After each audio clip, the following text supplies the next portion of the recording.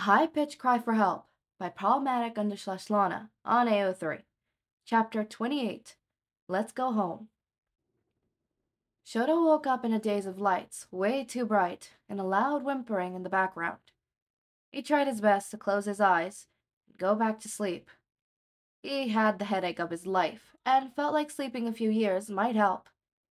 "I saw you wake up," said a voice way too high-pitched to be as conscious. "Stop pretending to be asleep. Oh, wait." He let out a low growl and felt the lights go down a notch, even with his eyes closed. Taking this as a cue, he opened his eyes again, focusing with little effort on his whimpering husband. "You are an asshole for taking a nap after such a nasty concussion. Are you trying to make me a single father?" Without really realizing, his shoulders relaxed at the face of the blonde one. It must have been a really long nap if he'd worried about him that bad. Oh, a bed. Ah, he was at the hospital again, wasn't he? "Where is our bunny?" he whispered, looking around until his eyes laid onto the small sleeping boy in a hospital chair. Wasn't that the most adorable picture ever? "Take a picture," he muttered, more to himself than to Mike. "Already did," snickered Mike. "A hello, I love you would have been nice, though." Mike moved over next to the bed and sighed dramatically, although there was a heavy smile on his face. He took his husband's hand in his and rubbed a bit of warmth into it, looking as if he was about to say something really cheesy, and should have had to pretend he didn't like it for the sake of a reputation he didn't have in the blonde's eyes. "You know, you are very hot with a bloody face, but next time I would rather it be fake blood, please," he joked, and Shouta let out an amused hum. "I would be very pleased to inform you that it might have been some of Hisashi's." Mike looked back at his sleeping son, making sure he wasn't actually hearing anything. "That does make me feel better. Thank you. But anyways, how are you feeling?" Shouta took a moment to recall the state of his body. Did he feel great? Not really, but a lot better than back at the alley. His arm was bandaged pretty heavily, and if he moved it, he would feel the tension of the skin, meaning a burn scar would most definitely under all the clothes. Apart from that, his head hurt like a bitch. But all in all, he could have had it worse. "Could have been worse," he said, sincerely. "I'm guessing some type of healing quirk was used on me?" "Mm-hmm," hummed Hisashi, checking him out.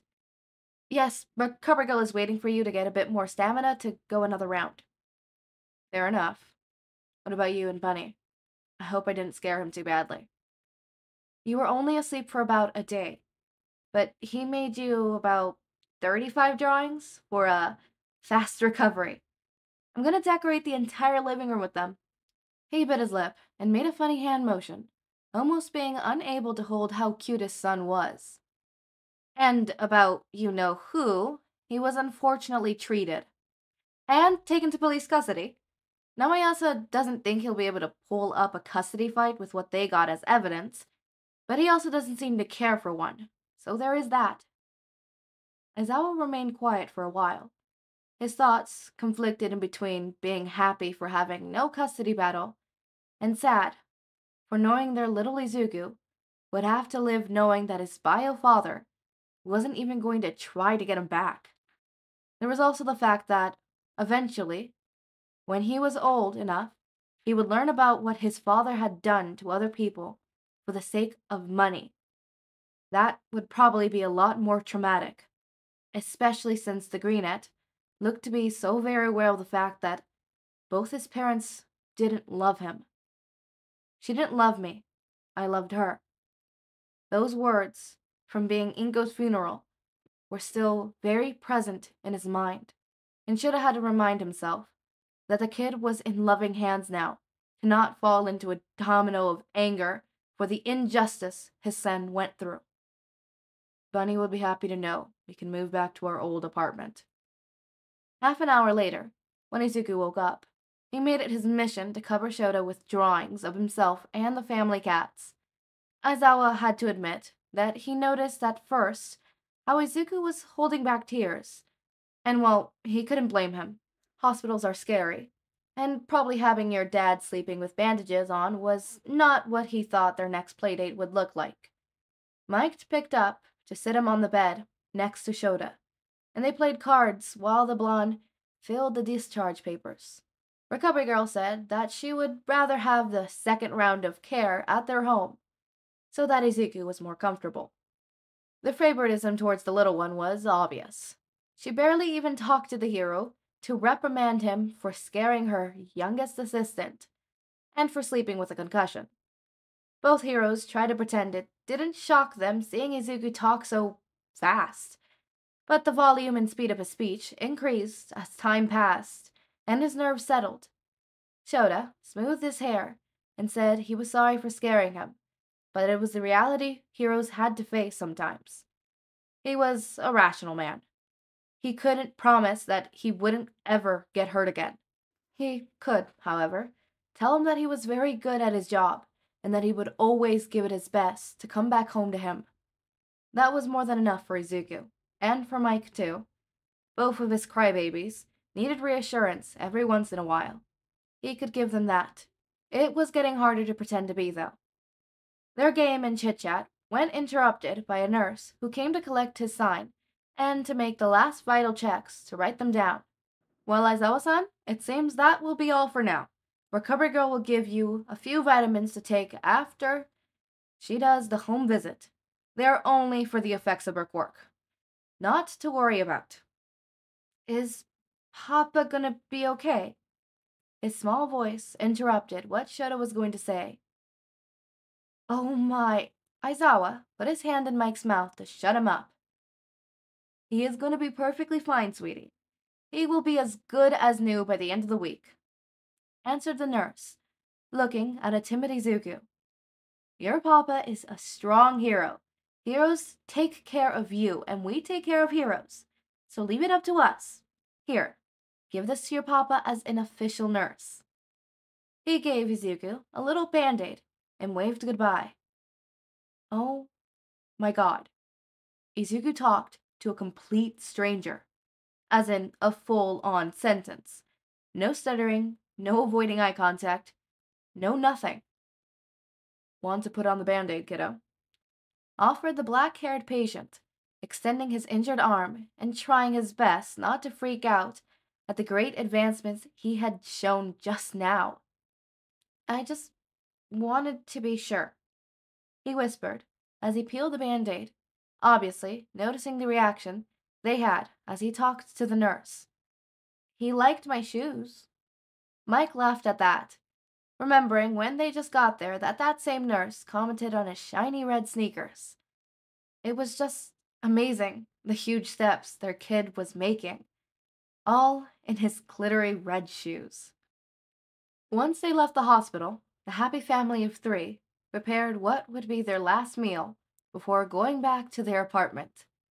Mike had to make most of the packing and the dinner, as Shouta was still tired from the whole ordeal, but Izuku helped, folding clothes and organizing things inside boxes.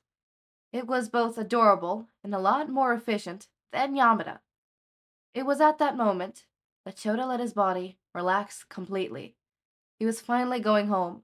No more threats, no more running, no more worrying about the family's safety 24/7, and no more worrying about Izuku's papers. They were finally going home. They were finally going to make the papers official.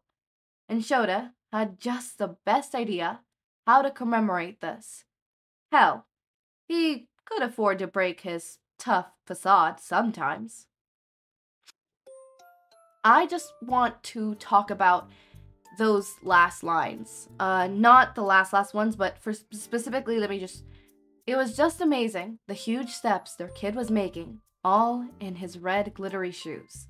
Which is supposed to be the analogy that I've been using throughout this whole thing, which is, the healing process is taking steps forwards, right? Sometimes you take steps back, sometimes you take steps forward, sometimes you stay stationary for 3 years. Sometimes you take steps to the left, to the right, diagonal. Sometimes you just stay there, right? healing is not a process that's linear, right? As I've been saying this whole time.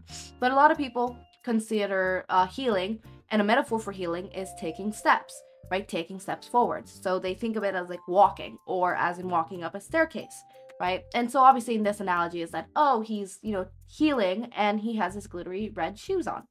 But I want to talk about the implications of that, which is this is all a metaphor. Metaphorically, he's taking step forwards in his red glittery shoes. The ones that not only did Hisashi and Aizawa get for him, but get matching pairs of.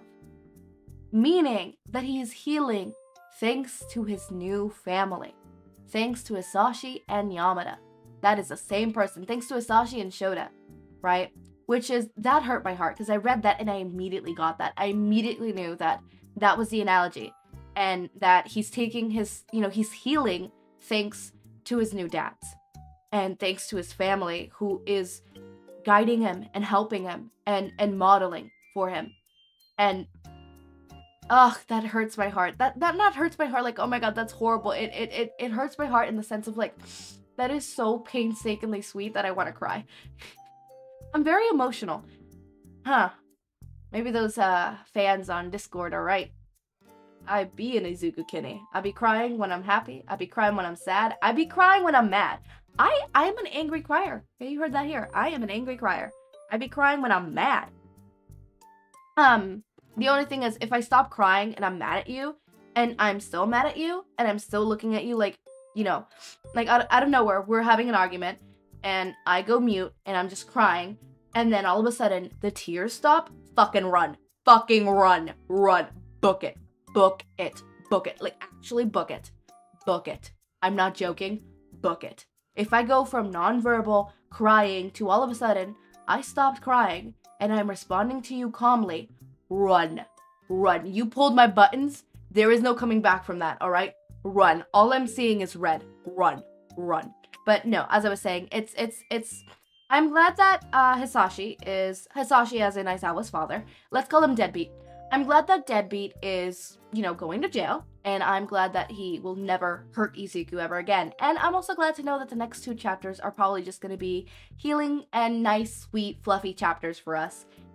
Because unfortunately there is only 2 chapters left. I really love this. I love this, dynamic of Hisashi and Aizawa adopting Izuku. It's one of my favorites, and I want to find more of these, but they're a little hard to find. Obviously, duh. But I want to find a whole lot more of these and podfic these. I'm pretty sure I got permission to podfic 1, but it's uncompleted, and I might still do it anyways, even if it's uncompleted, because that is such a wonderful series, and it hurts my heart that it's uncompleted. I haven't finished the second part of the series just because it's uncompleted, and I don't want to, unfortunately, just, do that. And inevitably, I did kind of ended up doing the whole, like, oh, I didn't want to continue it because it's uncompleted, and I don't want to be disappointed. But I finished it at such a weird pause that I practically finished it as if it was uncompleted. It's, Echo logic does not make sense, but I might do that one. That one I'm most definitely gonna probably have to break up the chapters, because otherwise I would be doing like an hour, 2-hour videos if I remember correctly how long those chapters were. So yeah, as always, my raindrops, make sure to eat, sleep, drink water, take your meds. Have a wonderful day or night. Link to my Discord server and socials are down in the description. Subscribe to see more of my content, and thank you so much for watching.